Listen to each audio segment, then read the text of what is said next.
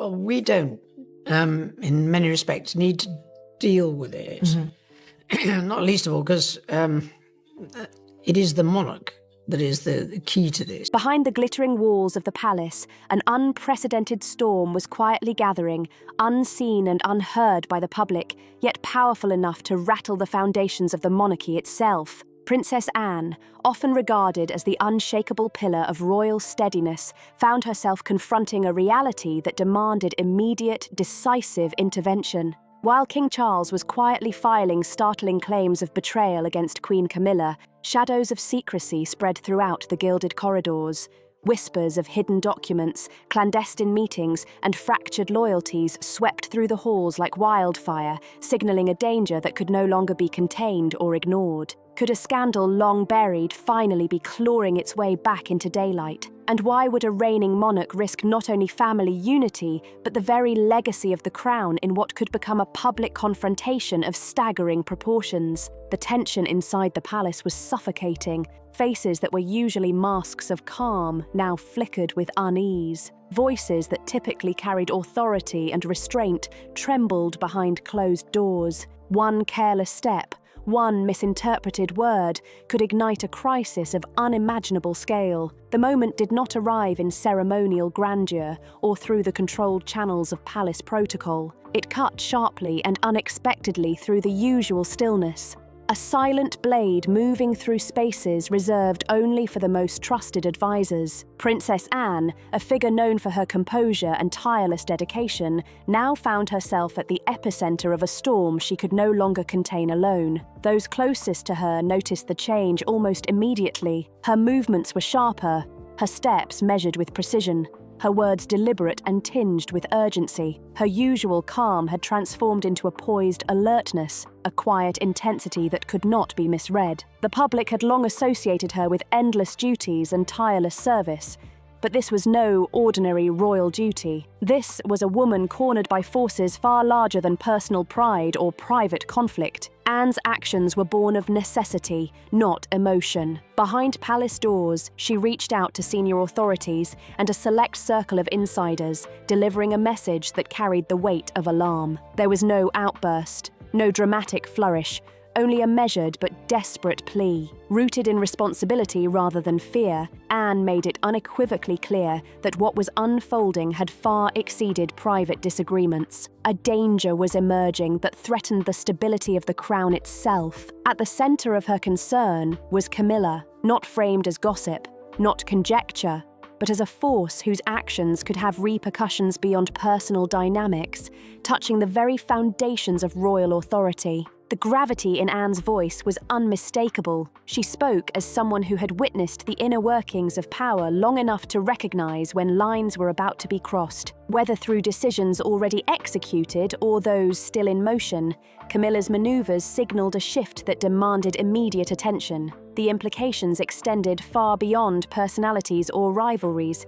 They struck at the very structure of the monarchy, its future direction, and the delicate web of trust that kept it functioning. And yet, Anne's message was delivered with clarity and precision, her voice unwavering, sharp and unsettling. She wasn't asking for rescue. She was sounding an urgent alarm. For those who heard her, it became painfully clear that time was slipping away. If decisive action wasn't taken, the consequences could be irreversible. This was not how royal crises were meant to unfold. Traditionally, conflicts were smoothed over quietly, buried beneath layers of protocol, or neutralized by advisors. But Anne understood that this moment demanded something entirely different. Silence, she knew, would be a betrayal of duty. Waiting would only allow the threat to grow stronger. As her message traveled through palace corridors, the atmosphere shifted. A space once defined by order and routine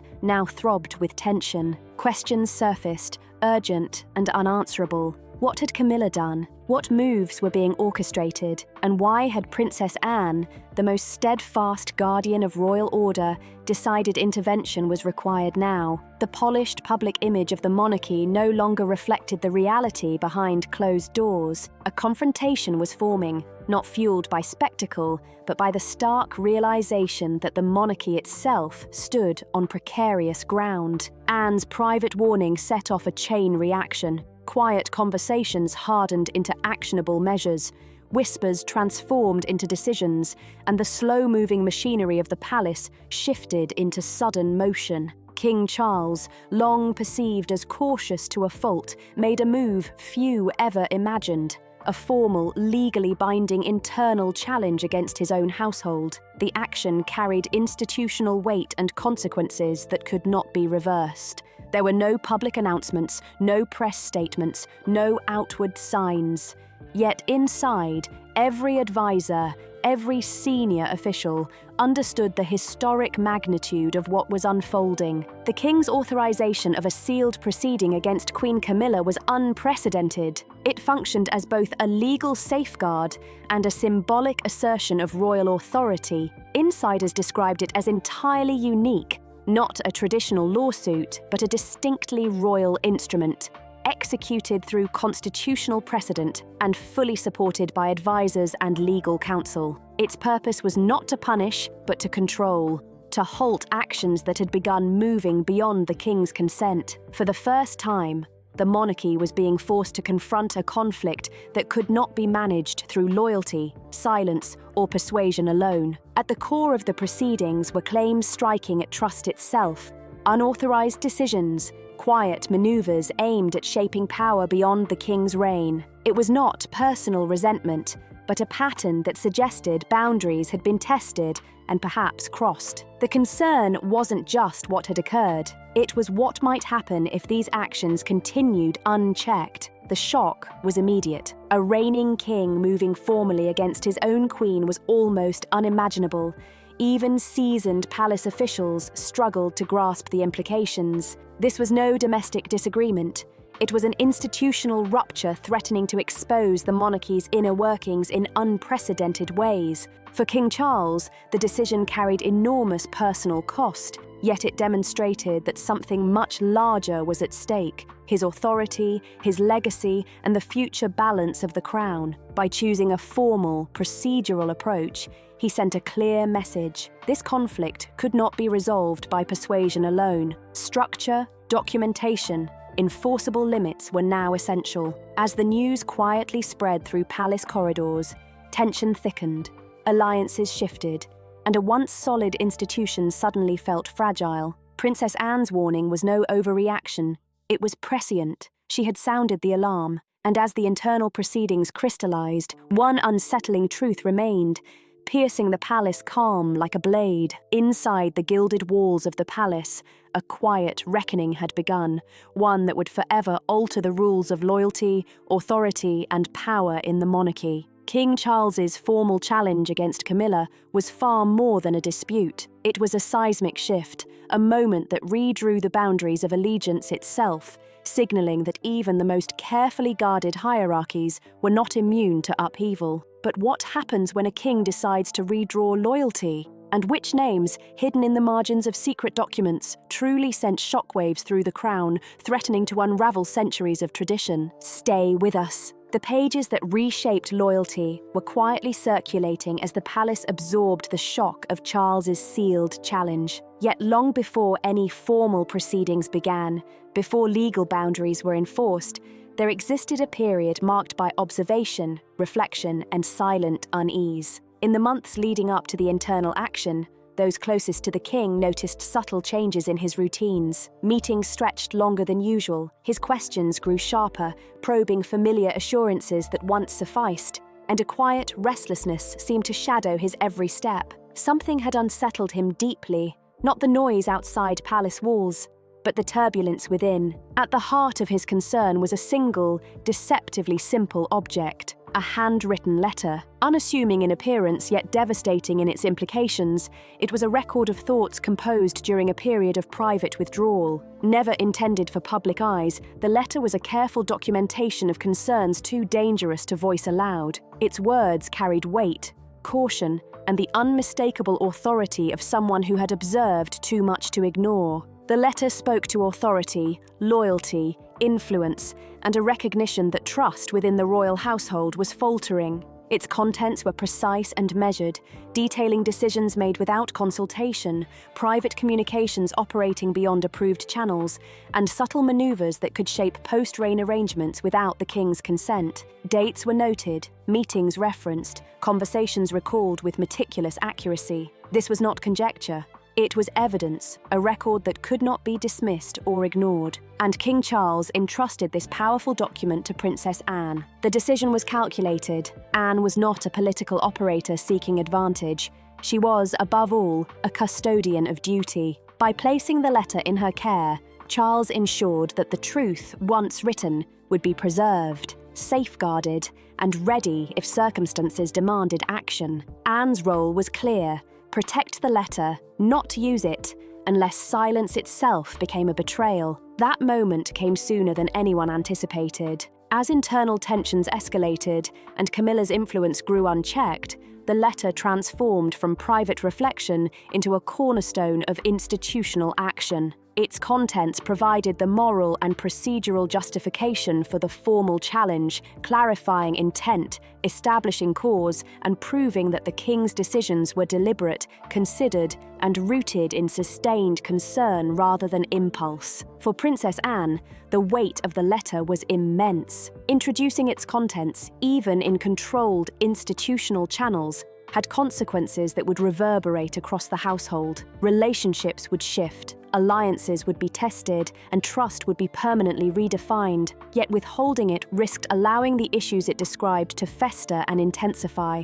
Anne's responsibility was not about choosing sides. It was about preserving truth and ensuring that the monarchy could not be undermined by convenience, fear, or ambition. As the letter moved through the internal process, the palace dynamic shifted dramatically. Advisors who had previously dismissed warnings fell silent. Legal teams adjusted their strategies. What once seemed like a subtle struggle for influence was reframed as a documented breach of trust, anchored in the king's own words. The public continued to see calm and routine, but those who had glimpsed the letter understood its significance. This was proof that the crisis threatening the crown had been recognized long before it surfaced publicly. The steps now unfolding were a direct consequence of truth that could no longer be ignored, and attention inevitably turned to the figure whose rise had precipitated such grave concern. Camilla's ascent within the royal structure had never been accidental, nor sudden. It was deliberate, patient, and executed with a masterful understanding of palace dynamics. For years, she moved with precision,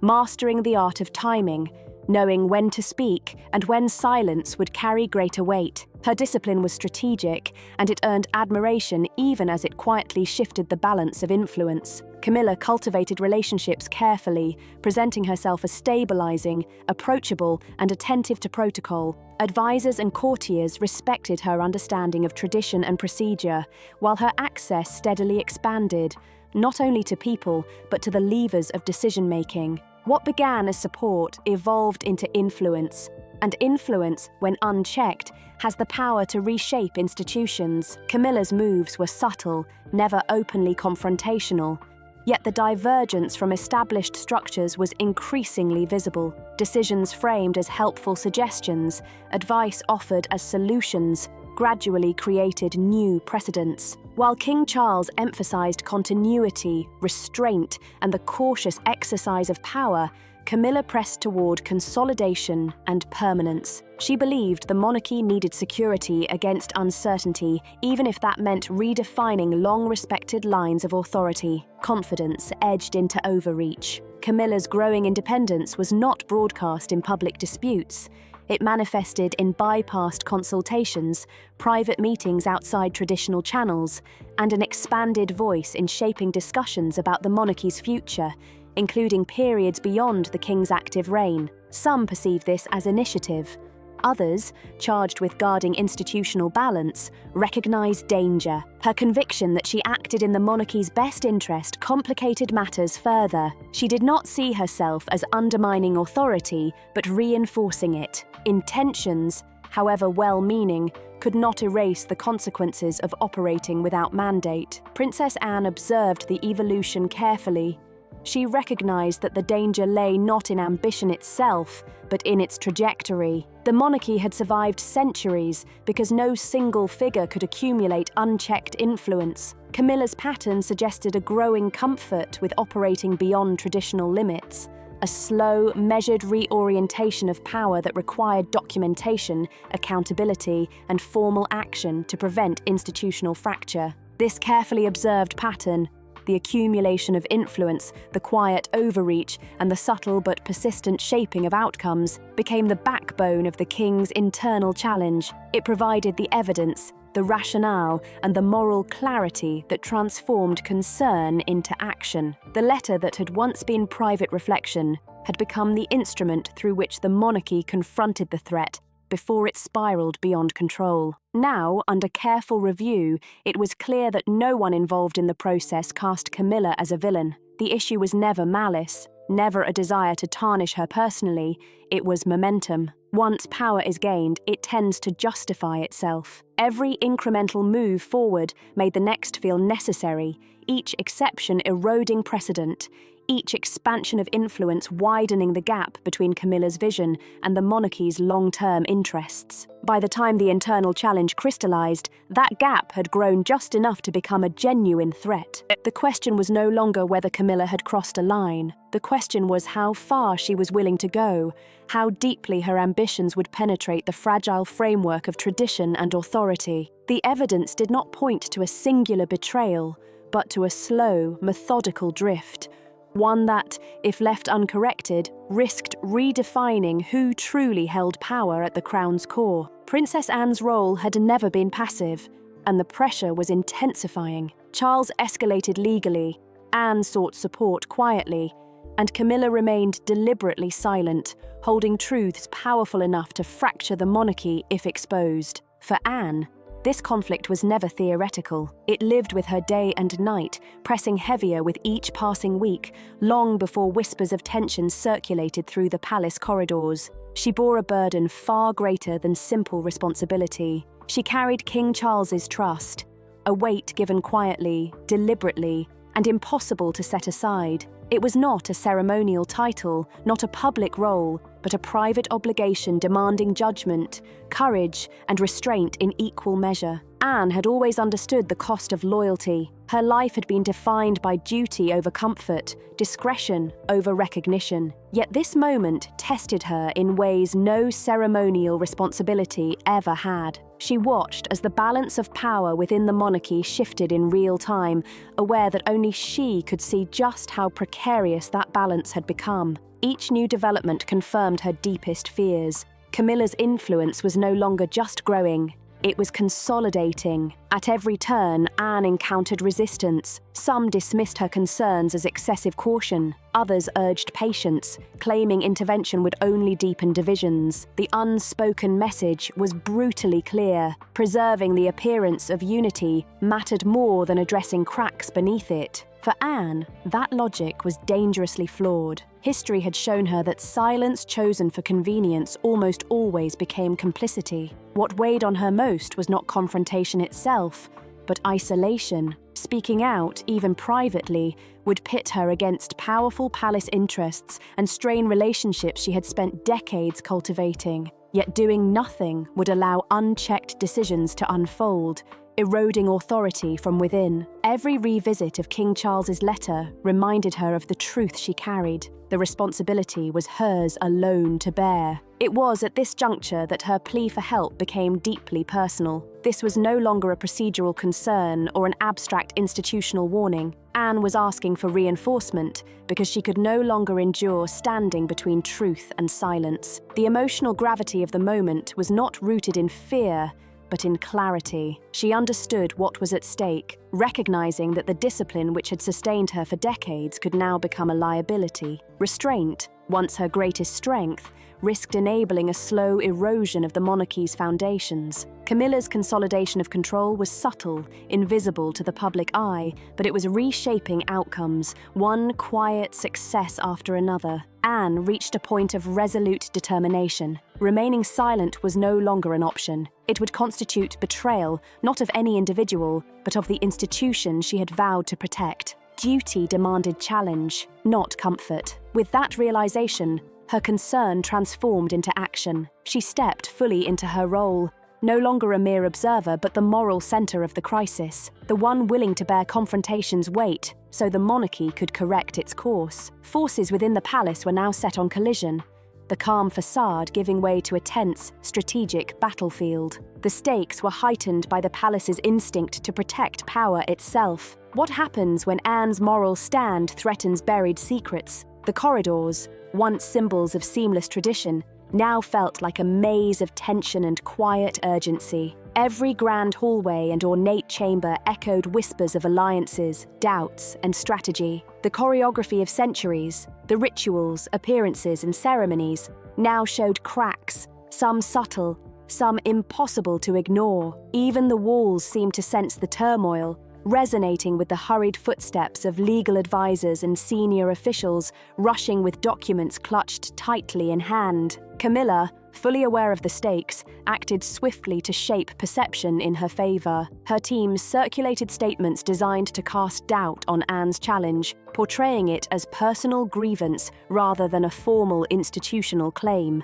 Every word, every timing, seemed calculated to preempt Anne's next move, but Anne, precise and unyielding, came prepared. She brought meticulously organized records, letters, meeting notes, and witness accounts, tracing each claim with chronological clarity. Every document formed a small but potent counter-argument to the insinuations being spread. Tension escalated strategically and unrelentingly. Legal teams huddled over tables scattered with papers, analyzing precedents, loopholes, and potential defenses. Advisors whispered urgent counsel, ranging from cautious warnings to bold recommendations. Senior palace officials, once confident and steady, now navigated a labyrinth of shifting loyalties, fully aware that each decision carried repercussions far beyond the immediate dispute. No misstep could be tolerated. Tradition alone no longer governed outcomes. Anne's strategy combined timing,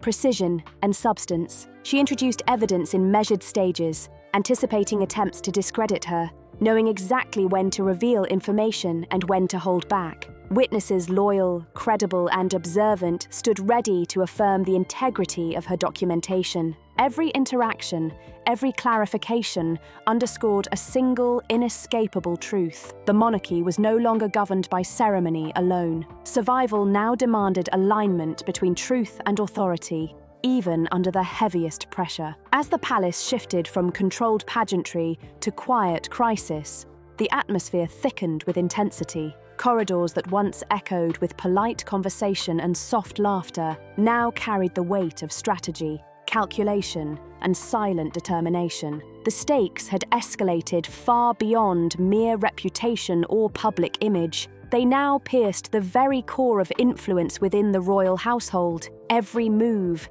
every whispered conversation, every carefully documented revelation reshaped alliances, tested loyalty, and nudged the monarchy into entirely uncharted territory. In this crucible, every gesture carried weight, every decision had the potential to ripple outward, and every moment could tilt the balance of power irreversibly. The palace, long a sanctuary of tradition and carefully orchestrated appearances, had transformed into something else entirely, a battlefield where clarity, strategy, and courage would dictate the future. Anne's unwavering determination collided with Camilla's calculated maneuvers, while the palace's inner circle, cautious yet decisive, worked to manage a situation that had outgrown precedent. The struggle was tense, unpredictable, and profoundly consequential. Every observer, from senior advisors to unseen attendants, understood that history was being written as events unfolded,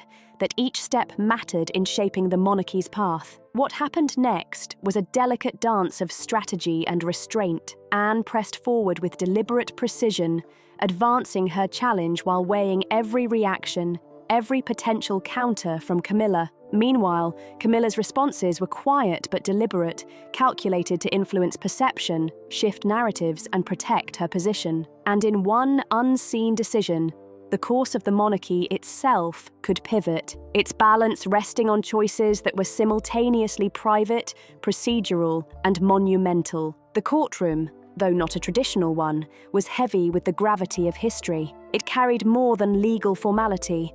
It held the weight of legacy itself. Every glance, every carefully selected word seemed magnified, echoing far beyond polished floors and gilded walls. The conflict had evolved. It was no longer about defending oneself or asserting authority. It was a reckoning, a test of the monarchy's ability to confront uncomfortable truths. It was an examination of loyalty, transparency, and whether the institution could protect not just titles, but the integrity of its legacy. King Charles, seated with measured authority, bore the strain of centuries of expectation. The documents presented, the witnesses called, and the pointed questions raised pierced far deeper than personal grievance. They struck at the mechanisms of power, how decisions were made, whose voices were elevated or ignored, and where accountability had faltered. Princess Anne, composed yet undeniably resolute, presented each piece of evidence with clarity sharpened by years of duty.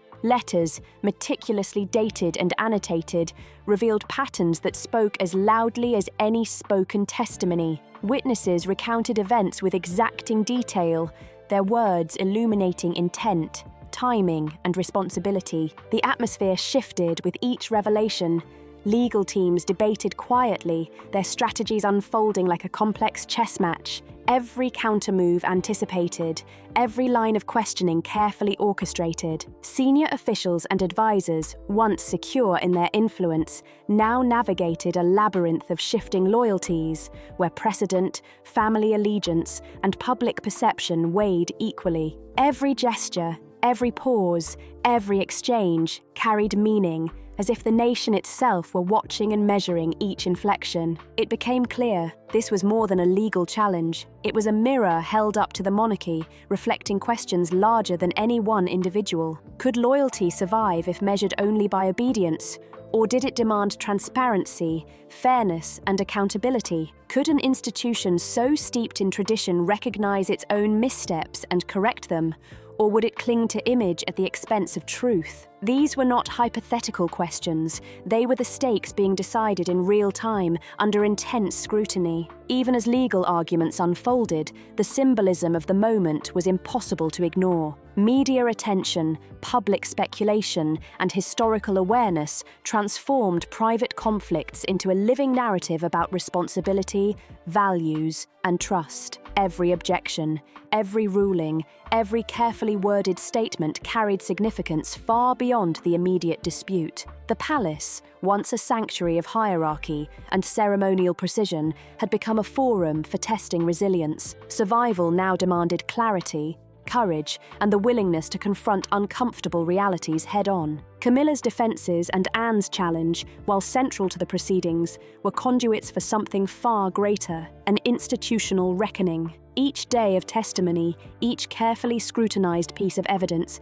communicated a quiet but undeniable truth. The monarchy was being forced to examine itself, and in that examination, the outcome of this trial would resonate far beyond a verdict. It would reveal the very nature of power, loyalty, and moral authority in one of the world's oldest institutions. So what happens when a royal family's secrets face the courtroom? Can loyalty endure under the weight of transparency, or will the monarchy unravel before our very eyes? The questions hang in the air, charged and unrelenting, leaving every observer waiting, anticipating, and questioning. The palace itself, with its grand halls and ornate chambers, had become a crucible where the survival of respect, legitimacy, and tradition depended on courage and clarity. We'd love to hear your thoughts on this historic moment. Can the monarchy survive its own reckoning? Share your opinions in the comments. And don't forget to like, share, and subscribe for more updates as this extraordinary story continues to unfold.